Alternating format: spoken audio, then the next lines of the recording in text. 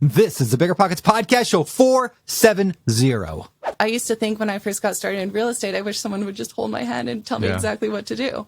But there's not going to be that person. You have to be that person for yourself and just be able to, know that you're not going to have all the answers and you're going to have to solve the problems along the way. Don't get caught up in all the details of solving them before they even happen.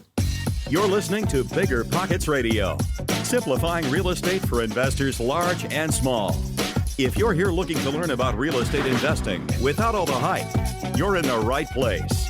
Stay tuned and be sure to join the millions of others who have benefited from BiggerPockets.com, your home for real estate investing online. What's going on, everyone? It's Brandon Turner, host of the BiggerPockets podcast, here with my co-host, Mr.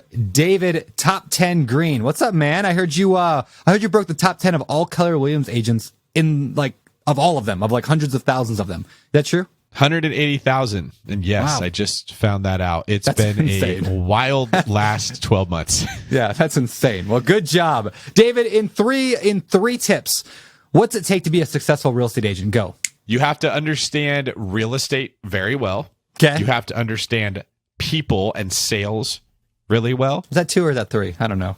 No, that's okay. Well, people/sales. People and okay. Yeah. All right. Well, 3.5 tips. Okay. And the third one is what everybody misses: is you can't make this industry work around you. You are working for the client. You have to set up your life to work around them. Awesome, man. Well, here's the thing. There are a lot of amateur real estate agents out there, and then there are a very few who are professional, they're pros, in the kind of the Stephen Pressfield use of the word pro. And speaking of that kind of mentality or that thought process, today's show is actually very much about turning from amateur to pro. And our guest today is Brittany Arnason.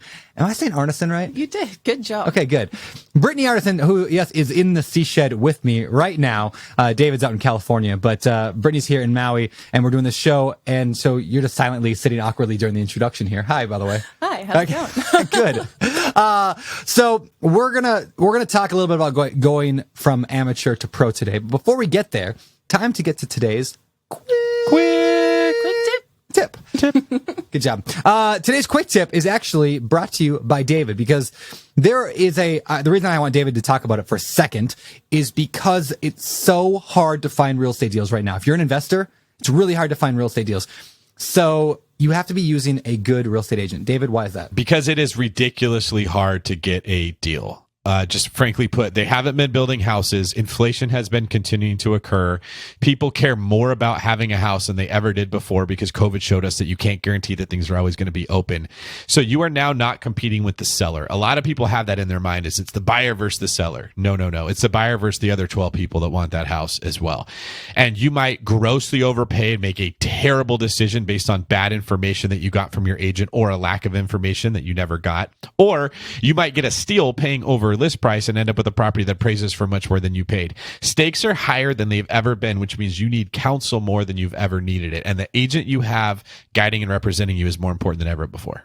There you go. So where do people go to find a good real estate agent, David Green? What's our quick tip? You want to go to BiggerPockets to get paired with a real estate agent that understands investing. So it's very simple. If you just hover over the little bar that says network and then click on real estate agents, you can find an agent in your area. And then not only find the agent, but look and see what their track record is. Like if you search my company, David Green Team, you can see that we've worked with probably around 200 clients or so at this point and see the properties that they bought, who they are, the reviews that they left. You could direct message them and say, hey, what was it like? What was good? What was bad? You can get to know that agent before you just jump into bed and say, hey, we're committed. Let's do this thing. So I highly recommend using BiggerPockets to find the person that's the right fit for your personality and your goals. There you go. You guys, just so you guys are aware, listening, it might sound like an advertisement and we kind of are jokingly make it sound like one, but in reality, we're just talking about something that's totally free. So this is not like a paid service that you have to go and pay money to get connected with an agent. We just literally want you to connect with a good agent because we know there's so many bad ones out there. Now, does it guarantee they're going to be good if they're on BiggerPockets? Of course not.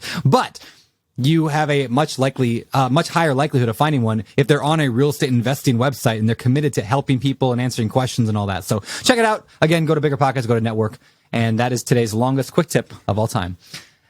Now, let's get on with today's show. Before we interview Brittany here, we're going to hear from today's show sponsors.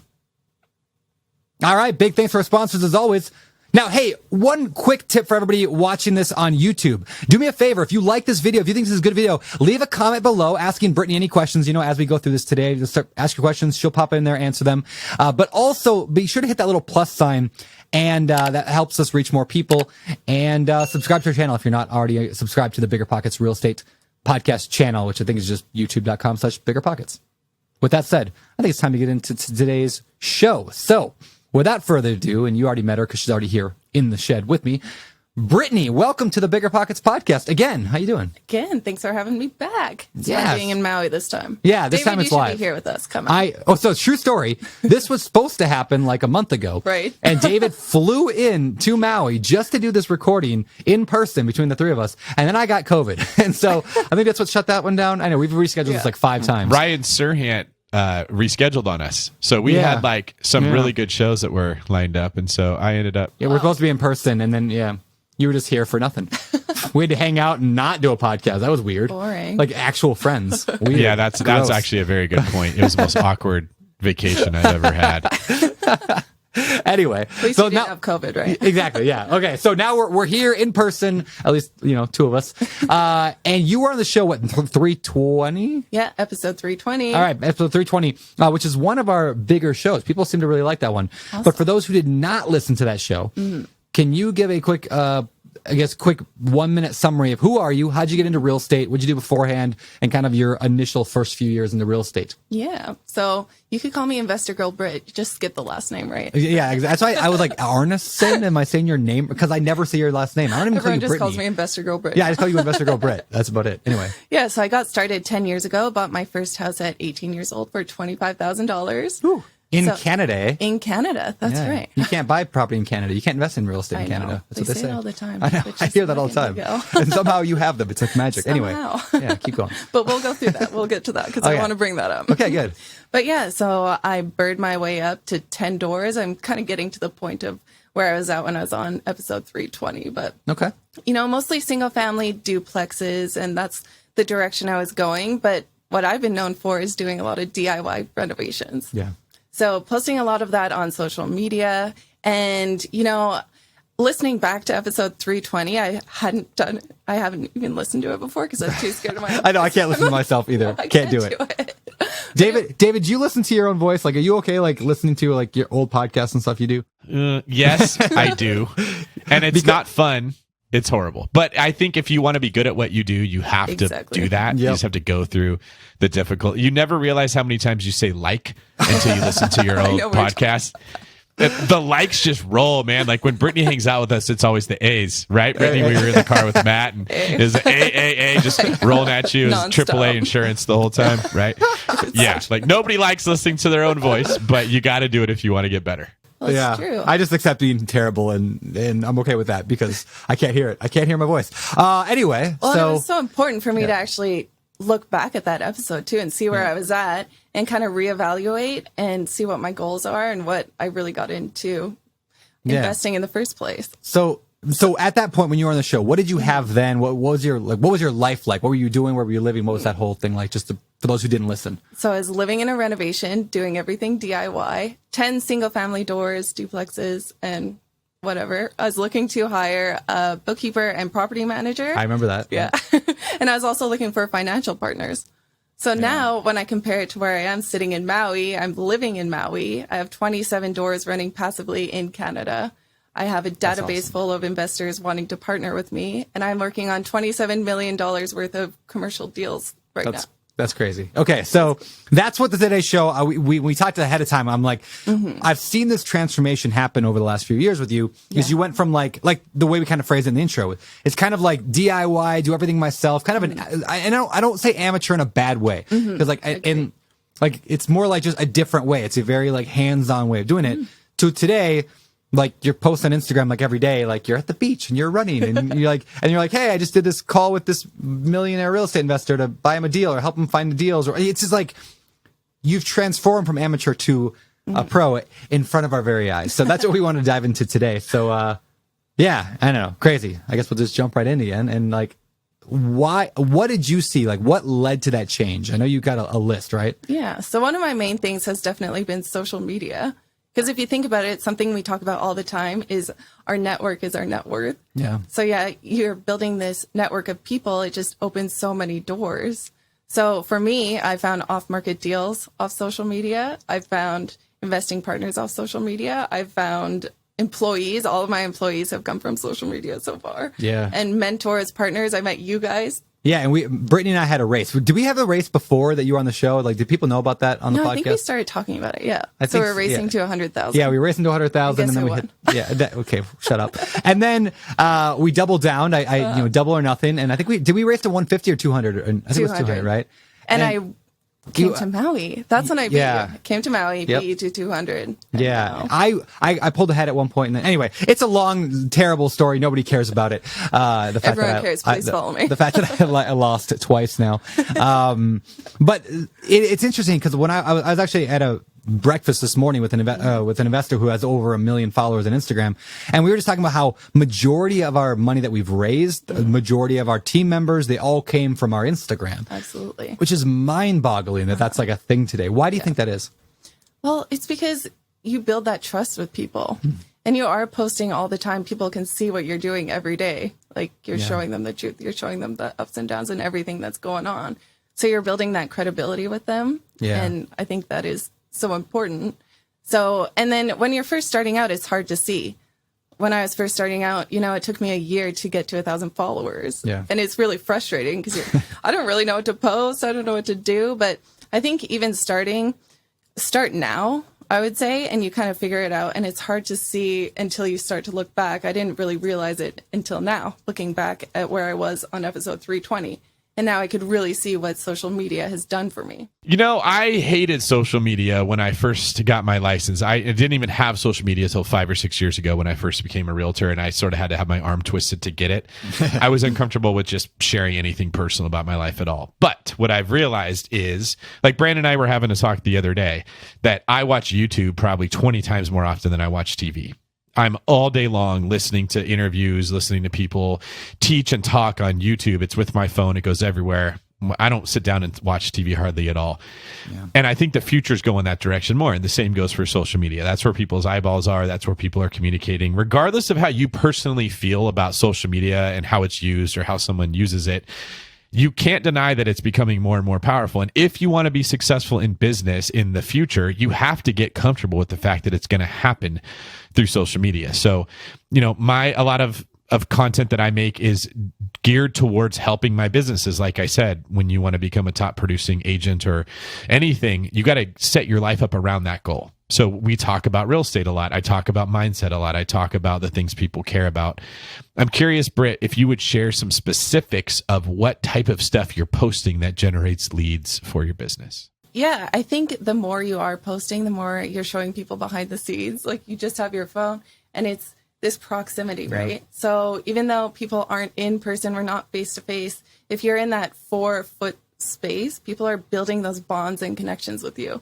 So that's in person, but that also is happening in our brain. It's deeply seated, so we don't even realize it. But when you're doing an Instagram story and a behind the scenes, you're talking to your camera, looking at the camera, you're building that trust and that relationship and bond with the people. And, that's always great for business. And you're being authentic. You're being yourself. I think, how we've all heard like that old marketing thing that says like, you have to like connect with a brand like 7 times or 8 times or whatever before you ever buy from them. Like Coca-Cola, you had to hear it 8 times before you bought something. I think that social media, what it accomplishes is like, it's that they get presented with the brand, you as a person, over and over and over. And so then they build that trust and it's like automatic. Yeah. And so that's why I think a lot of brands almost every brand in the world is on social media right now because it just builds that trust.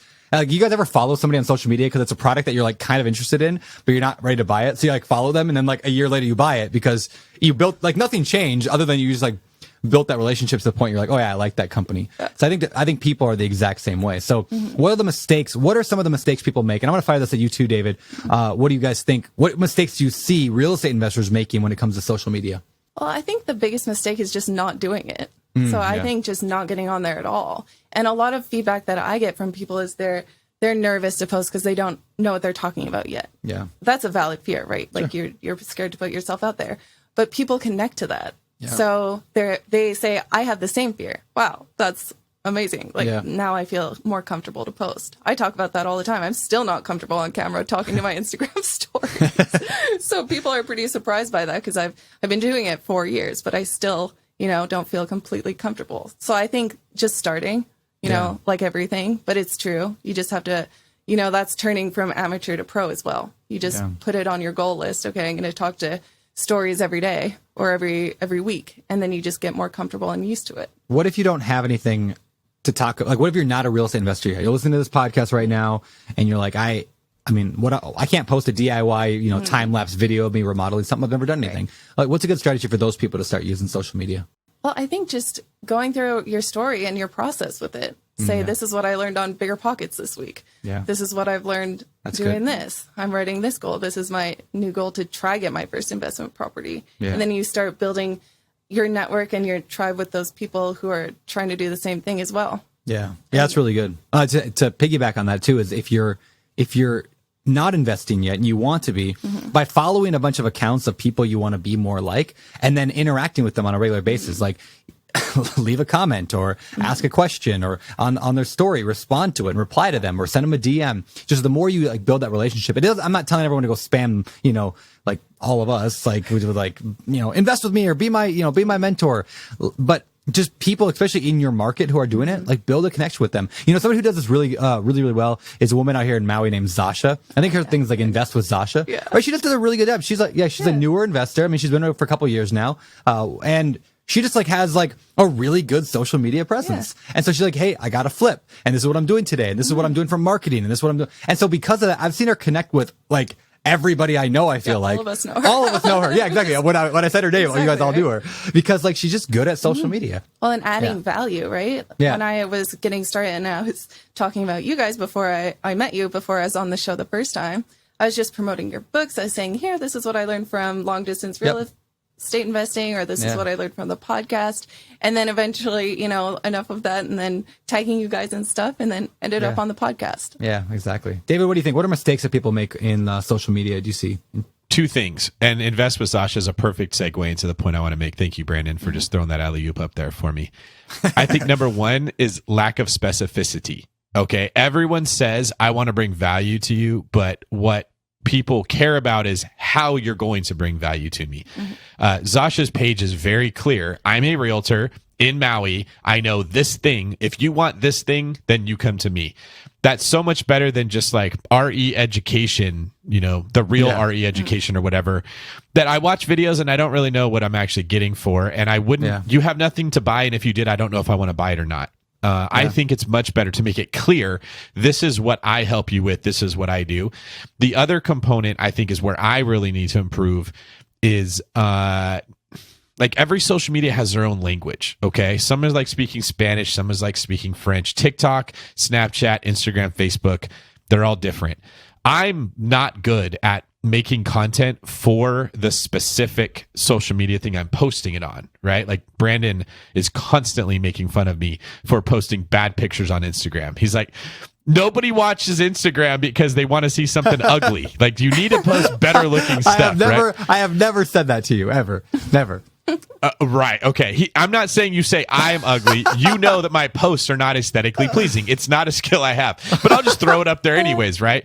I just recently changed my little intro in Instagram 2 days ago. I finally caved and I did the cheesy little emoji and then line of what I do. You know what I'm talking about? So much, David. I know. See, there it is, right? Everybody was telling me you need to change it to make, and I hate it. I don't want emojis on there. However, that's the language of Instagram. That's what I'm getting at. Is you have to submit. Brandon's looking at it right now. See? Now. Yeah, I'm looking at your the little yellow man in the business suit, and then realtor. I love though that your professional photo is you next to David Osborne with David Osborne cropped out. That's funny. I hope. Yeah, that's a major power move right there. I was going to say that is a very subtle David Osborne, what's he got? He wrote some books and he's New York Times bestseller. Doesn't mean that we're divorced. We have a great relationship, but I'm just letting David know. that I'm the real David. I'm totally sending him a text after this call to make sure he listens to this. I already talked to him about it, actually. I told you too, Brand. I was like, it's just a good picture of me. Frankly, it's the only reason that I use that one. That's funny. But the thing is, if you're making content for TikTok, you got to make it how TikTok people want to see it. If you're posting something on Facebook, it has to be what the Facebook audience is looking to see. And I think that's a mistake people make, is they just make the content they want and they just throw it up there and they hope it sticks. But there's actually a rhythm and a pattern you can get into to being successful there. Yeah, really good. By the way, there's a really good book by a guy named Russell Brunson. Have you read Traffic? It's called Traffic Secrets is what it's called. Have you read that one? I heard about it. Yeah, really good. It's basically like the idea of how to connect with influencers. That like maybe it's people you want to raise money from, and you want to build a relationship with, you want to buy from them. And it's the whole idea is like getting a list of like 100 people in your life on social media, and you follow them, you interact with them, you connect with them, and you build an online presence with them over time. And that helps you long term. So it's a cool book if anybody's looking for a good one on social media strategy. Traffic Secrets is pretty awesome. So, okay. You mentioned like, giving value and providing that. So that's kind of the first thing we're talking about from going from amateur to pro that helps you anyway, is by getting out there. What else you got for us? I mean, I kind of want to throw a question back on you because on not allowed. Okay. I got invited to this thing called the Maui Mastermind. Oh yeah. And this was kind of a big deal. And I got a invitation from you, this personal video, and I just couldn't believe it. I had this mega imposter syndrome, and I couldn't, all the people that I looked up to and put on this big pedestal, you as well, and just, I couldn't believe that I got invited to this. So my question for you is, how did I get invited? Yeah, to that mastermind we did here. You got kind of goes what we talked about earlier, where the brand, like when you connect with the brand more than X amount of times, it's because I followed you on Instagram. So every day I saw your stories and your posts. And so then when Tarl and I sat down to go, okay, we got to invite people to this mastermind, I was just like, well, who do I like online that I'd have fun hanging out with? And so I invited a bunch of people, not David. And then David was invited. He just turned me down twice in a row now. Too cool for us. He's too cool for school. Yeah, it was just because like I was able to see your personality online. That's how all the people got invited. I mean, everyone from like Ryan Pineda to AJ Osborne to, all this whole group that came out, Ashley Wilson, they came out because I saw them and I followed them on Instagram. I think every single person that came to that mastermind was a friend of mine on Instagram. Yeah. And so, it's just the ongoing reputation. I see the stories. I watch what they're doing with their life. I see how they interact with their team members and thought they're somebody I want to hang out with. So exactly. Good question. And it is such a great group that was there, and everyone really did mesh together so well. Yeah. And for me, that was my next point, because that was such a pivotal time for me, being invited to that mastermind, becoming friends with all the people that were, I put on these pedestals and getting to know them. And that allowed me to think bigger sooner. So I think that's one of my major points, because just being involved in this group and seeing the way these people think, and it's not so far away, you can really start to see similarities. I saw similarities in myself to people that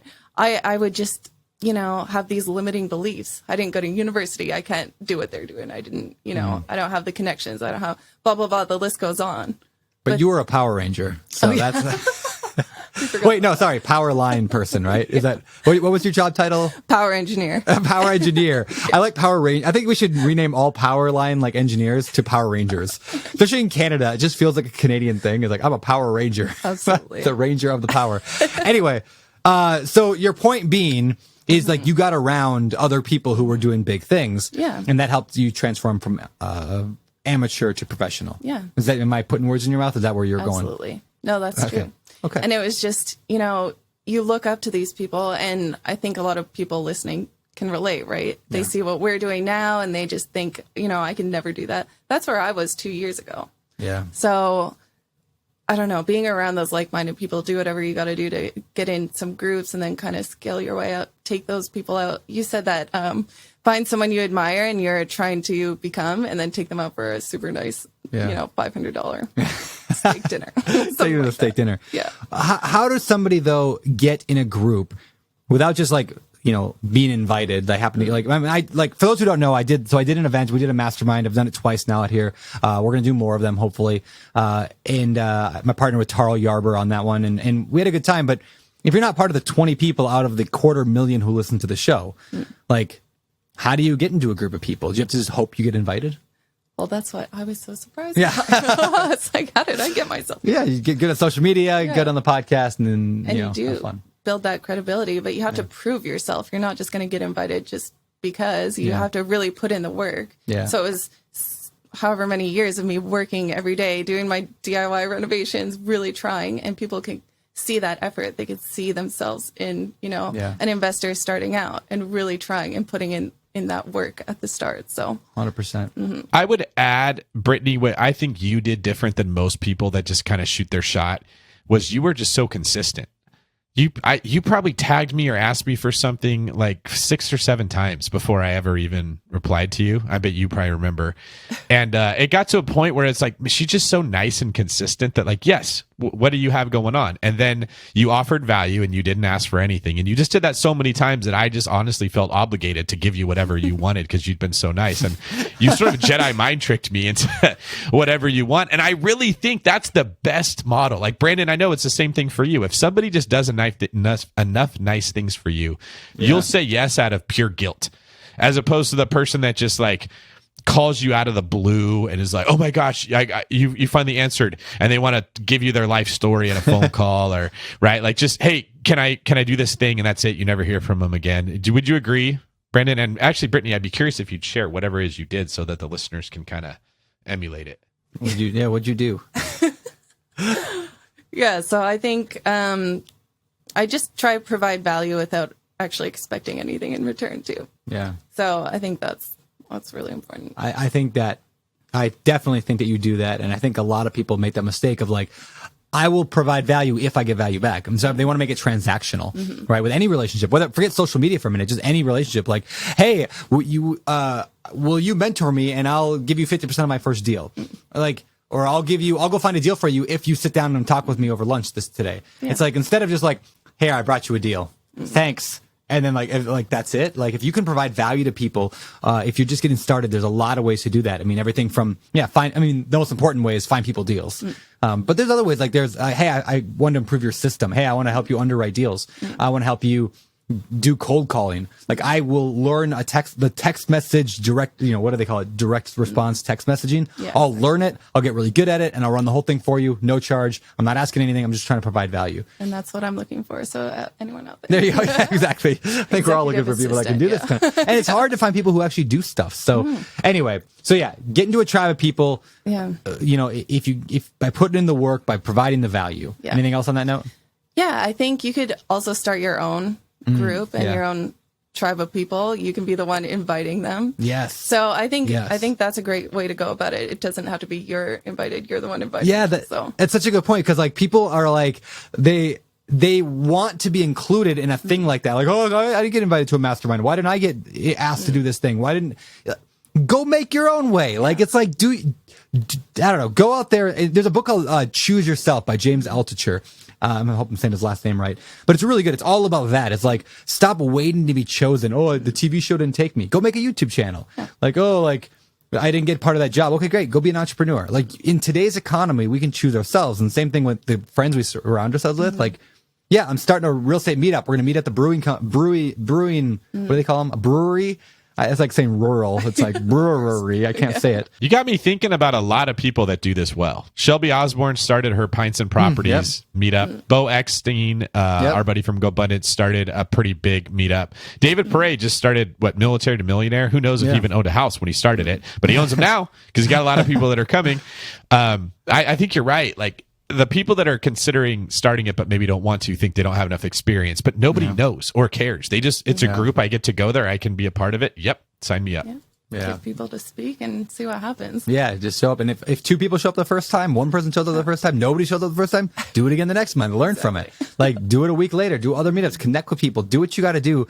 Yeah, I love that you said, like, you don't have to wait to be invited. You can invite. And it's just a good reminder. So, love it. All right, what else you got for us? Well, I think still on that point of thinking bigger sooner, that is something that I really wanted. I was saying it in my episode 320 that I wanted to scale into apartments and commercial real estate. But that was such a step that was so far away that it was hard to even imagine how to get there. But I think if that is a spot that people want to get to eventually, start getting in that mindset as soon as you can. Because I've been thinking, I read Brian Murray's book, Crushing It in Apartments and Commercial Real Estate. That's where the idea first came in, maybe 4 years ago, like a long time ago. But it was always something that I wanted. And then certain dots start connecting. So for me, it was Maui Mastermind. starting to scale and think bigger. And then, once I did my first commercial deal, I realized it's way easier, way less scary, actually way more passive than I ever could have imagined. When I went from residential to the larger commercial deals, it shocked me at how much easier they were. Yeah. So let's talk about one of those transitions you made. You bought a larger property up there in Canada between when you were on the show last time and now, right? You bought a larger. What was that one? What was that? So it was a 14-unit apartment building. Let's maybe now is a good time for the deal deep dive. I think we need your voice on the deal deep dive jingle here, Brittany. Okay. Are you ready? Ready. I'm going to say 1, 2, 3. We're going to say deal deep dive. Is it supposed to be low? What? Oh, yeah. How low can you go?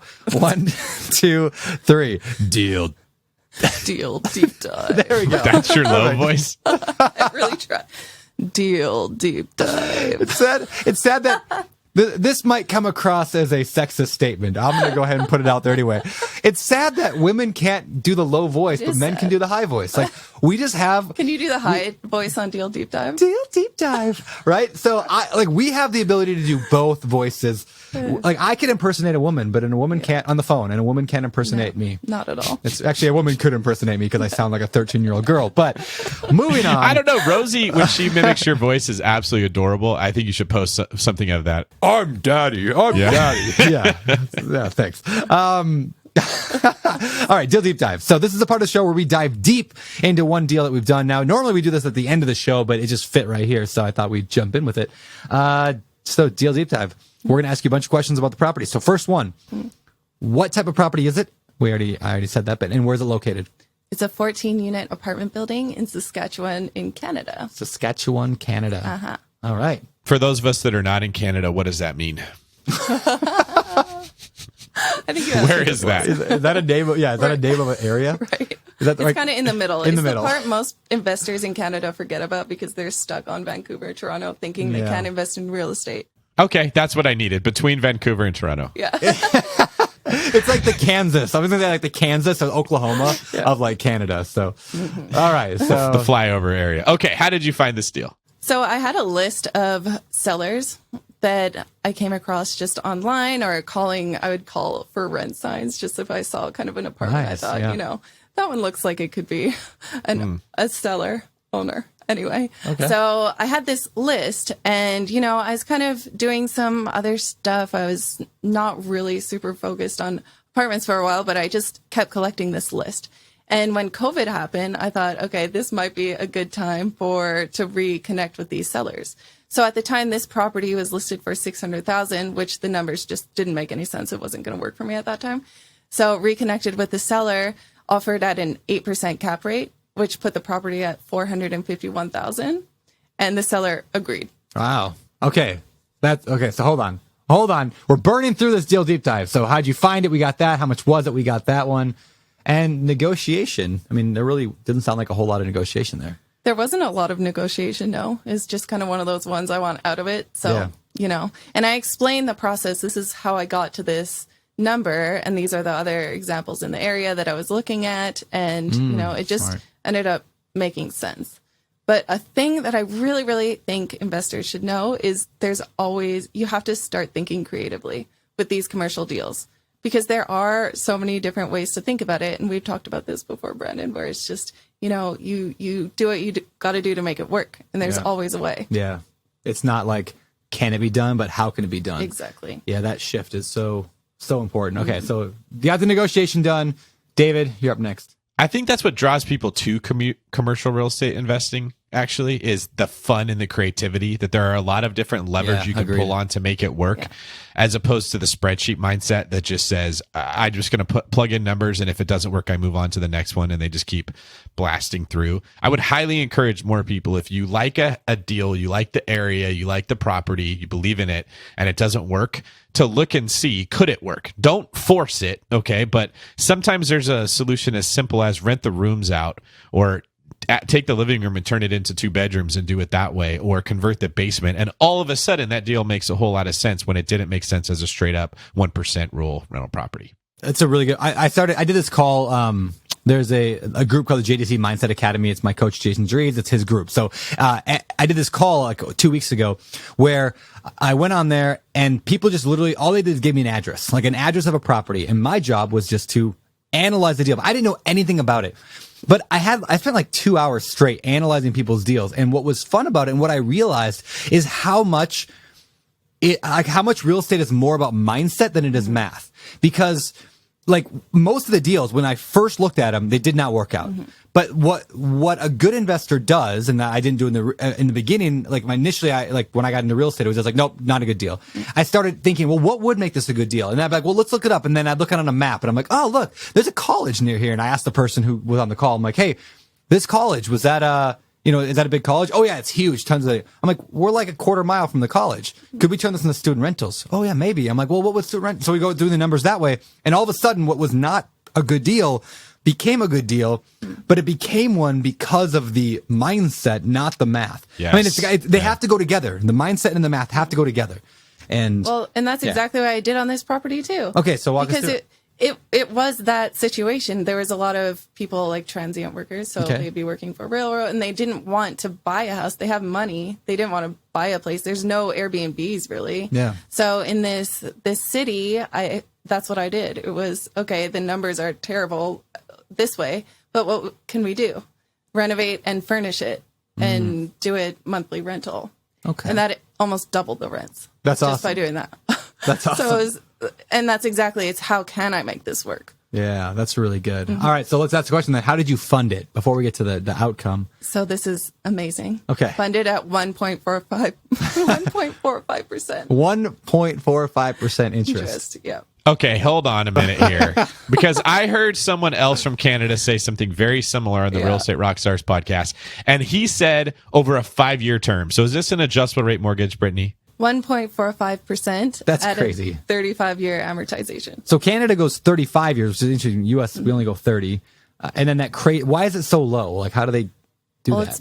This one is insured by the government of Canada. And so this is commercial financing.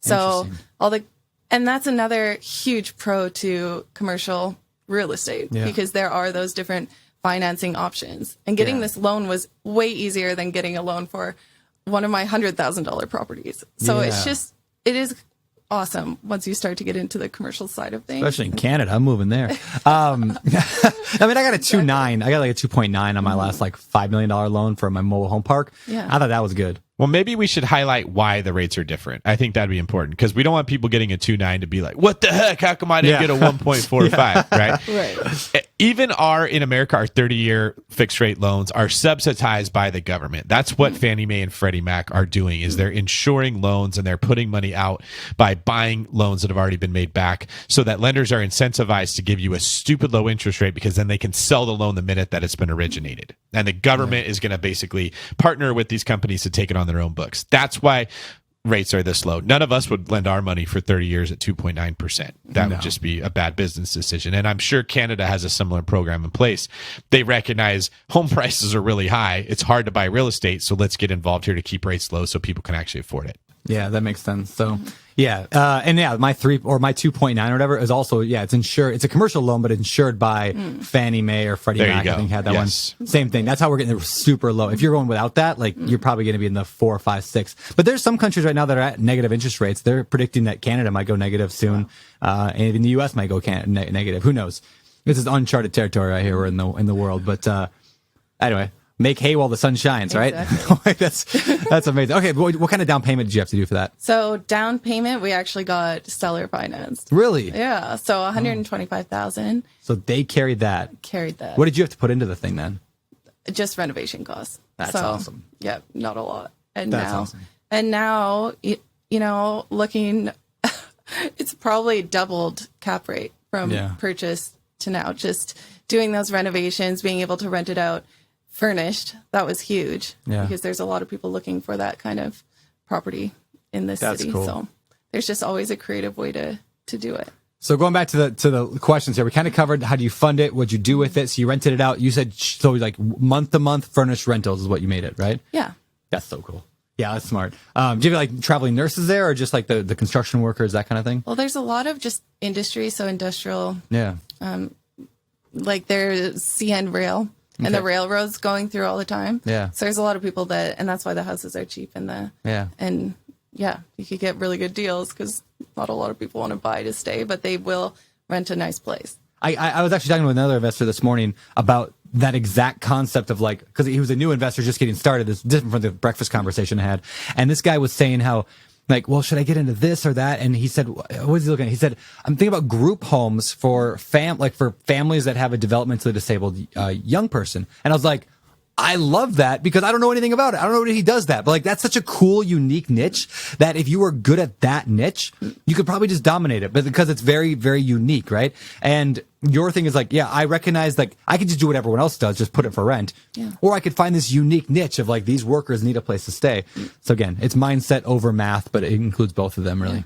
And you could do that with every asset class. That's just what I've been seeing, and even the triple net commercial deals too. There's just always a way to There's ways to spin it. I've also found that commercial seems to be more okay with things like a seller financing second mortgage and the commercial mortgages are like they're used to creativity where like you try to get a 30-year Fannie Mae Freddie Mac loan in the US like a residential one and you're like I'm going to borrow get this from this and this seller finance it. Like then it gets weird and complicated and bogged down and nobody seems to know how to deal with that stuff and 6 months later you're still trying to get the mortgage. So again, another reason I like the commercial stuff. Exactly.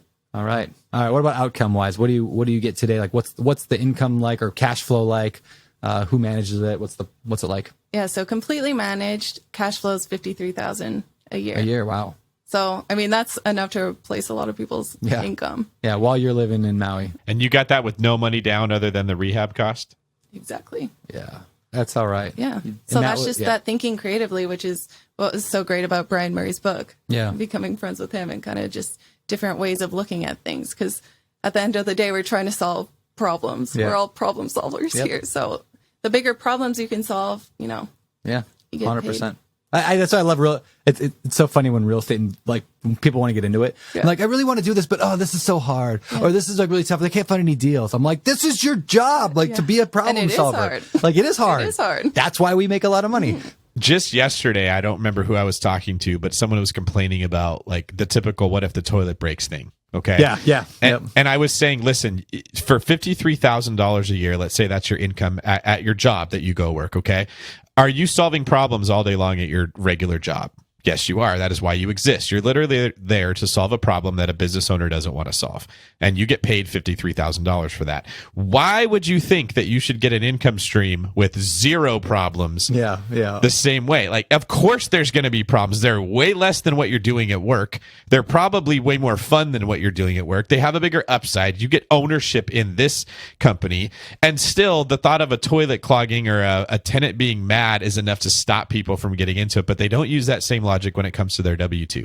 I was reading a comment on a video the other day, and the person just said something like, basically, my aunt had a property. Aunt? Did you say aunt or aunt? Aunt. I say aunt sometimes. My auntie had a property, and the tenant didn't pay rent for a couple months, and then ended up having to be evicted. No thanks. No chance I would ever do that. And I was like, okay, so you're going to work for 60 years at a job like you probably don't like because your aunt had a problem like with this had a bad experience because she didn't know how to manage tenants right because she never read a single book on how to manage tenants. Like you're going to base your entire next 50 years of your life off that? Okay, good luck. Like great, more for us. All right, last question of the deal deep dive. David, I've been hogging all the questions today.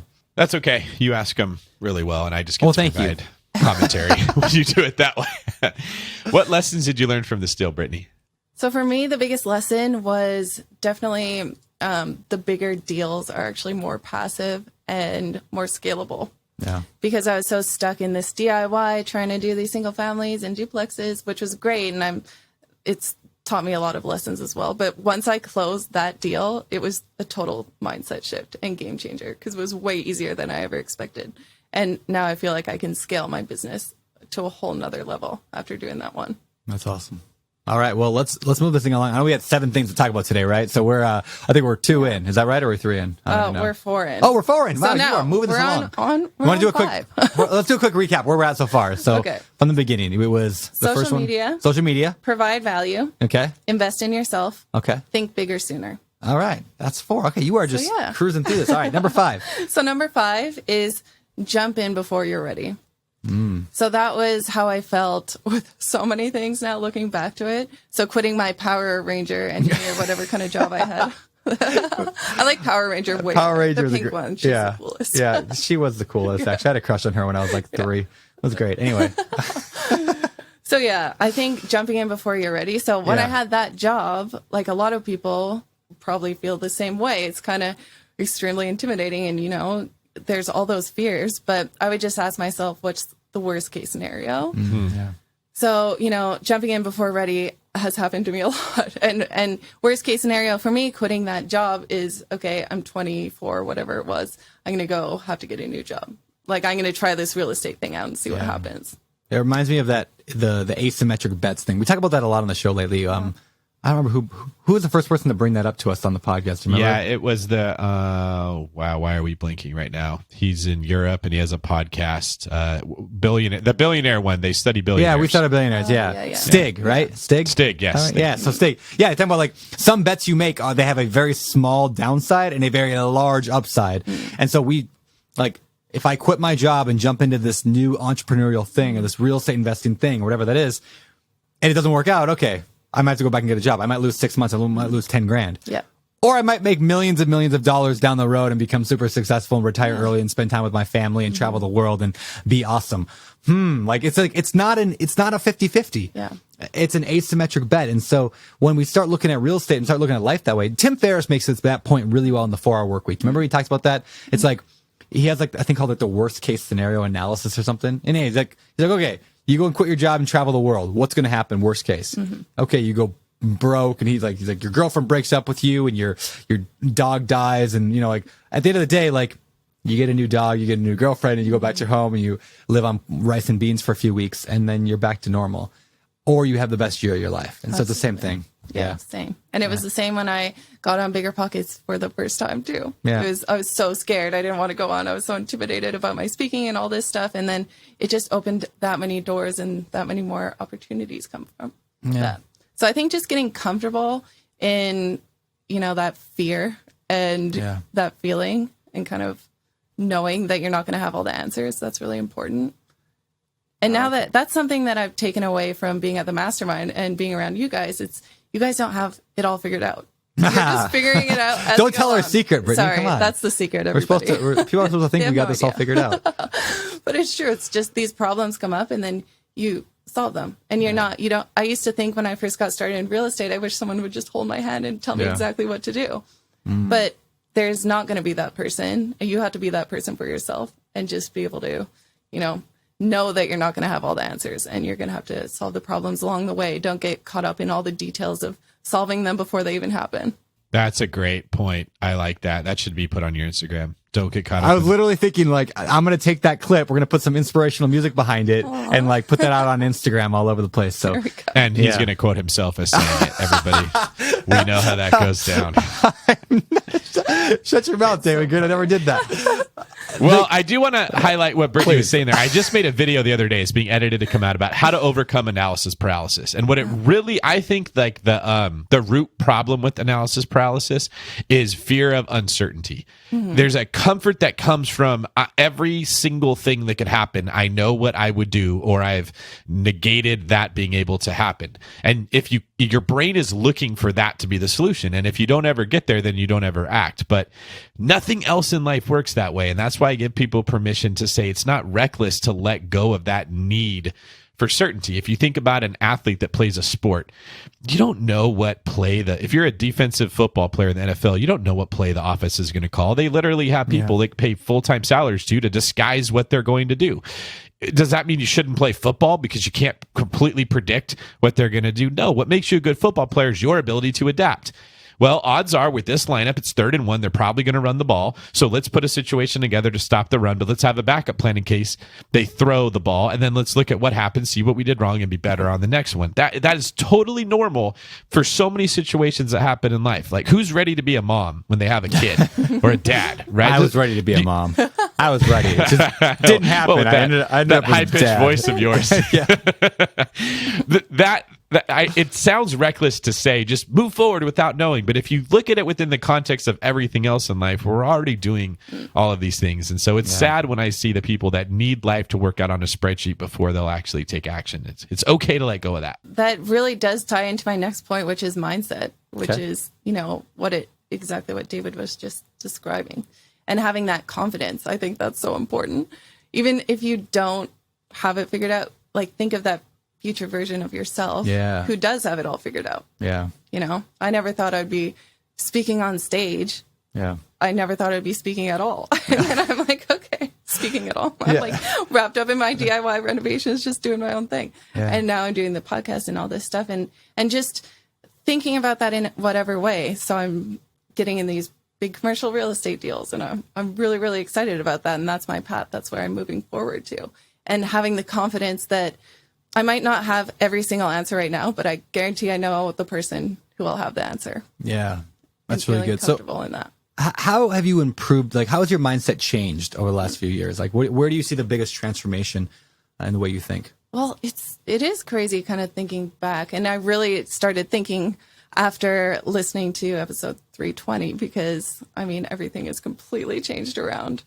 But yeah, the mindset, even doing the Mindset Academy with Jason, that really helped me kind of just become aware of it, because I didn't even really know. I never thought about mindset at all. People had asked me on Instagram, how do you do this? How did you get started? How do you do renovations? And, I would just be committed to the end result, committed to the success of whatever that. So say I was trying to do a tile shower. I've never done that before. I don't know what to do. But the first step would be, okay, Google it. Yeah. Like look it up online, find professionals to ask questions to, and then just take it step by step. Yeah, I think that is a huge mindset that a lot of people don't have, which is I'm going to get it done no matter what, and I'm going to finish it. I think one of the most important mindsets a person can have in life, and so many people lack this, is just a mindset of finishing, right? Like, so many people can start stuff no matter what it is. Like, I'm going to write a book, I'm going to start a podcast, I'm going to invest in real estate, and they just stop. They give up. I'm going to go on a diet, right? That's a common one. Nobody, very few people have the mindset that says, no matter what, I will finish this, whatever it is that I start. And so I think if you can develop that in one area of your life, like whether it's tiling a shower or whatever, I think that tends to translate to other areas, which is why David and I talk a lot about identity. Do you have an identity where you do what you say you're going to do? Do you finish every project you start, no matter what it is? You started making the bed, you're going to finish making the bed, because that's who you are, as somebody who finishes. Yeah. And so it's definitely something I've seen in your life as well. Yeah, that identity thing is so huge too. Yeah. Because whatever you tell yourself is what's going to be the truth, and whatever you believe in yourself, Yeah. And so I could tell myself every day, you're this way, that way. But I'm not good at talking. I'm not good at going to podcasts. I'm not outgoing. I'm shy, whatever the things are. It doesn't matter what it is. And then you could be whoever you want to be. Yeah. So a huge mindset shift for me is talking to Steve Rosenberg, who's a mutual friend and a coach as well. And so he's kind of coaching me and saying, you don't have to be tied to your identity as this DIY investor doing renovations every day. Because I really got stuck in that. And then when I took a step back, thinking about what I actually want out of real estate, it's not to be tied to this job as a DIY real estate investor, which I do love. That's a passion, but it could be a side passion as well. Yeah. But, you could change. You could be whoever you want. So that really helped me shift perspectives and kind of get out of that, because I want to have the freedom lifestyle. I want to be living in Maui. I want to be investing in commercial from the beach. Like, that sounds cool. That does sound cool. Everyone's listening right now in their car. I'm like, that does sound cool. That does sound cool. Why am I driving in the rain to a job I don't like right now? So that's that's been huge for me, even just taking a step back to evaluate that. But yeah, really good. Mm-hmm. Well, especially that point that whatever you believe is going to be true. I mean, that's one of the most insightful things anyone has ever said. Brittany, you're just dropping bombs this entire podcast. I was thinking the other day about how very little deception is based on a pure lie. Okay, like when you turn on the news, you can see the same story told from two completely different perspectives. Neither of them are making things up. They're just only highlighting the side of the story that they are most interested in when it comes to what's going on with politics. And then I started thinking how that's really how everything goes. When you sit and you talk to two people that are having relationship problems, they both tell you what the other person does terrible and how they're such a victim. And they're right. They're not usually making things up. But when you hear what they did that caused it, all of a sudden you tend to perceive it differently. And I think this is true with everything. Is Brandon Turner a bad communicator? He'd say yes. He says like too frequently. He doesn't like his voice. He sounds like a girl. He's not good, right? Keep going. But at the same Just time, keep going. Is Brandon a great communicator? Everybody says Brandon's energy has me addicted to the podcast. He says things in a way that makes me believe I can do it. He's one of the top real estate investing educators, or really just top talent when it comes to communicating in the world. Brandon can say things in a way that gets through to people. So they're both true. He's a bad communicator and he's a good communicator. How we look at that will determine how we feel and then what action we take. So, I mean, I thought that was an incredibly deep statement. And how many people are listening to this saying, I can't be a real estate investor because I'm bad at math, and that's stopping them from moving forward. And like, that's really the best thing to be bad at, because we have spreadsheets that do all that for you, you know?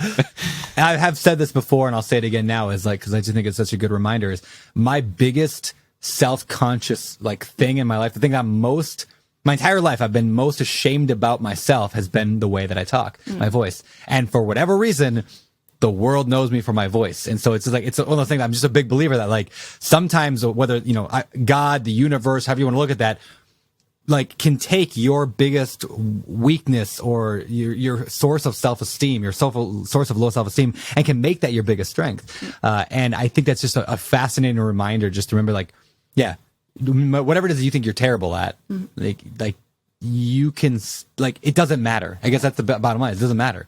Like, either you can find somebody else to do it, you can improve upon it, or maybe it's just a lie that you tell yourself because of some trauma as a kid. I don't know. Yeah. And it can be that combination. It's who can help you with this? Who do you know? Who could you find? Because that's helped me so much the last 6 months as I'm scaling this business. And what am I not good at? Who can I find to help me? But also just believing in myself that I can do it. Because I think you said this before too, believing, you know, you're not a leader. And that's I don't want to be a manager. I don't want to lead people. I don't like this stuff. And for me, you know, I could believe that that's not true. I'm an amazing leader, and I am going to tell them exactly. And then going through with the clarity of how and steps. What's the next step? How do I figure out how to be a better leader? And then learning about that, and then hiring someone maybe to help you hire people. But you know, there's a million different ways you could do it. I think you bring up a good point about like just like the self-awareness. Like when I talk about my voice, or when people say I'm not good at math, I'm not good at public speaking, like those might be legitimate things. Like I may have actually been terrible at talking at one point. And so, like you said, like have the self-awareness to realize this is what I'm not good at. And I know, I think it was Ryan Serhant was talking to us, David, about that, right? About like talking to a friend or two, like somebody who can be brutally honest and be like, what's your problem? Like, what am I not good at? What do you say about, how do you describe me? I think is what he said, right? How would you describe me if you couldn't use my name? And then, like you said, you don't have to be stuck in that. Just go find out who does that. Who, not how, right? We talk about that all the time. Who, not how. Yeah. Who, not how. Yeah. So like, how can you improve that one thing? Well, and that's kind of my point number 7, which is invest back in your business. So it could be investing, you know, we've talked about it before, but invest in yourself, but then also investing in your business, which could be hiring those people to help you. So you're making your income. You're not spending it on cars and whatever. You know, I'm in Maui. I was living in a shed. I'm like, okay. I'm like, how could I be in Micah's shed? Yeah. My finance manager. It was a nice shed, but it's like a remodeled unit shed. But it's like, shed. How can I? I want to be in Maui for this amount of time. Like, how can I? What can I do? Well, now you have a pool and a view for a little while anyway, so you got a nice. I have some good friends here. Shout out to all the Maui people. But yeah, it's one of those things. It's like, okay, I could rent a place for $5,000 a month, or I could spend that on investing back into my business and trying to figure out how I can move that forward. And so just like making those decisions. I was doing van hacking. That's another one. It's like, you know, living in a van outside of the rental property as I'm renovating inside, and just like saving that money so I could put it back into the business and be able to grow it. So just always thinking about that. Yeah, that's really good. Really good. So reminds me of David sleeping in his car when he was a cop. Just all the time. Go sleep in his car out there. Or Brandon sleeping in a Prius, which no one still knows how physics supported that. I just pictured you rolling down the window and sticking your legs right out of it. Like the smallest car and the biggest guy, how that worked out. It actually works out pretty well. When you lay down the seat in a Prius, you can put a mattress, like we put like a foam mattress back there, like a full-size queen, like one of those like Costco like memory foam mattresses. And where my head would touch the back of the front seat, my feet would touch the tail of the car. And so we did some car camping in a Prius. So it's a thing. So much fun. All right, so let's recap the 7 real quick from the top. So what do you got? So we have social media, provide value, invest in yourself, think bigger sooner, jump in before you're ready, invest back in your business, and mindset. Was that 8 or 7? I lost track. I can't count. We don't do math around here. We don't do math. We hire people to do math. People who do math. Yes. Who, not how. Yeah. All right. So, yeah, that's really good. All right. So, where are you headed now in the future? Like, where do you see the next few years? And by the way, when you say amateur to pro, what's funny is like 5 years from now, you're gonna look back and be like, no, I was an amateur now. Like, exactly. every year I'm like, so last funny. year I was an amateur, today I'm a pro. And I think that's just how life is, right? And that's okay. So where's the next iteration? Where's the next pro Brittany gonna be? Well, something I realized at our last mastermind was I'm definitely a collaborator person. So I love to be involved with a team. And I have amazing friends in the commercial real estate industry, people we all are friends with, AJ Osborne, Ashley Wilson, Jay Scott, Matt Onofrio. And I've been working with them to help investors get on these commercial real estate deals. So I love the collaboration of that. And I love having a role in these people because they're amazing at what they do. So I don't have to have all the answers, everything all figured out. I could be the person to kind of, help out with raising capital. Yeah. What's cool is you kind of you use your. I've noticed that you've used your brand and like the fact that people know, like, and trust you, and then you put that into like raising capital or helping your friends, being kind of an investor relations person with these other people, and that has enabled you to like for them to do a lot better now because they're working with you. And again, you just knew like that's your Dr. Oz cut, right? That's your surgeon cut, the thing that only you can do. For those who don't know the analogy, like Dr. Oz had like one cut he could do. So he'd walk in, do the cut, and walk out of the surgery room. And it was like a 5-minute, task. It's like, that's that one thing that only you should be doing is like being your brand, and everything else kind of gets outsourced. Or David's kind of catch fish, clean fish analogy. But yeah, super cool. So you want to continue kind of being the investor relations side of partnering with other people.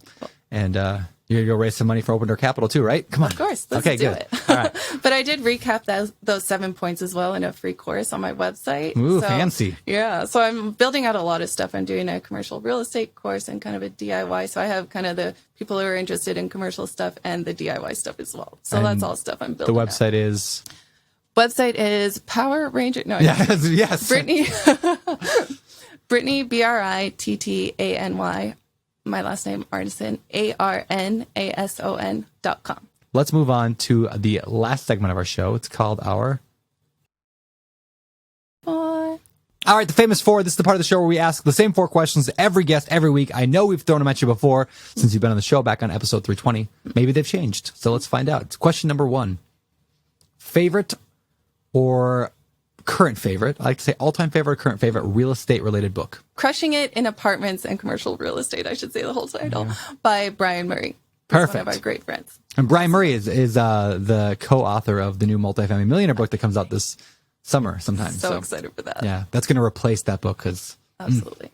I mean, Brian's awesome, but Brian's second book that we wrote together, it is even more awesome. Yeah. All right. Britt, your favorite business book? So recent favorite, definitely Who Not How. We've mentioned it already, but that was a game changer for me. Ben Hardy, Dan Sullivan. Yeah. And now I'm just, get it away from me. Yeah. Hire all the Who's. Yeah. That's been awesome. Hire the Who's. We should get a shirt. You should get a shirt that says Hire the Who's. Yeah. Exactly. And that should be sold on your website. I love it. But BrittanyArnason.com website, not Investor Girl Britt website, because somebody stole that. I know. Too bad. Jerks. All right. Hire the Who's. What are some of your hobbies? So hobbies nowadays, trying to beat Brandon. Turn on Instagram. Follow me at Investor Girl Brit. Yeah. Which, by the way, let's be honest here. Oh no! For a long time, you were ahead, and then at some point in the past couple of weeks, a miracle happened, and I pulled ahead of that. So good job. Thank you. We're going to pull ahead right after this. Yeah, you might. Yeah, you might get ahead of me after this.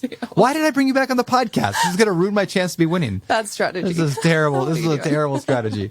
All right, onward. We're now racing to, I don't know what, we're at 500,000 we got to race to? Yeah. Is it, because we have to, yeah, it's got to be more than 100 now. And have stakes. I don't know. I think we should race on TikTok. Yeah.